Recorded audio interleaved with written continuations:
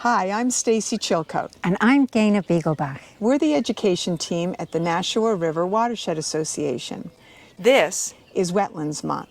Wetlands are an ecosystem that is very, very special to us. We both live close to wetlands and love to explore them.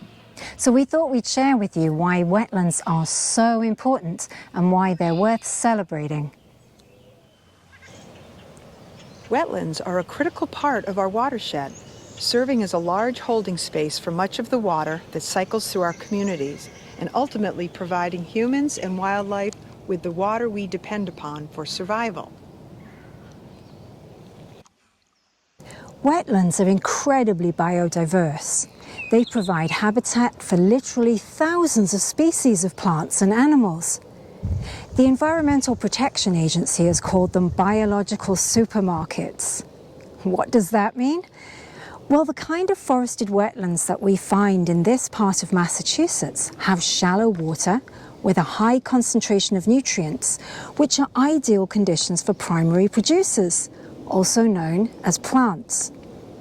These plants provide food and essential habitat for animals.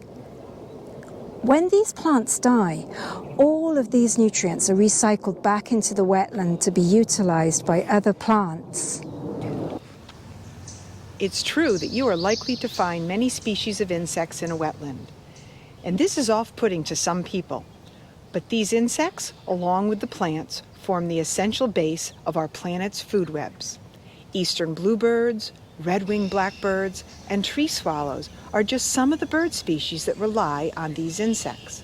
In fact, many U.S. breeding populations, such as duck, geese, woodpeckers, hawks, and wading birds, will feed, nest, and raise their young in the wetlands.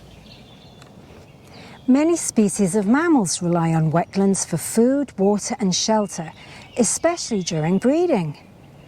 Our motion-sensitive cameras have picked up videos of bobcat, otters, beavers, mink, porcupine, and of course deer, muskrat, and raccoons visiting the wetland.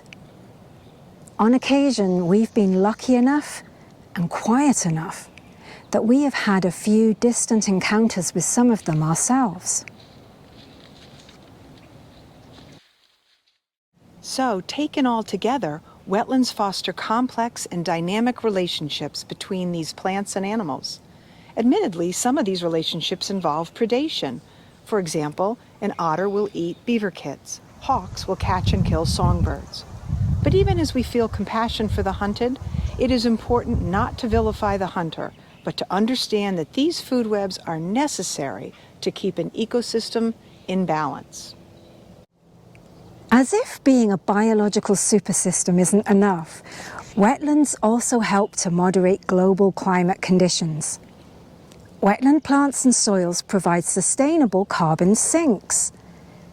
Wetland plants take in and utilize carbon dioxide during the process of photosynthesis. When the plant dies, the carbon it stored is transferred to submerged soil and released slowly. Wetlands cover just 9% of the Earth's surface, but they're estimated to store 35% of terrestrial carbon.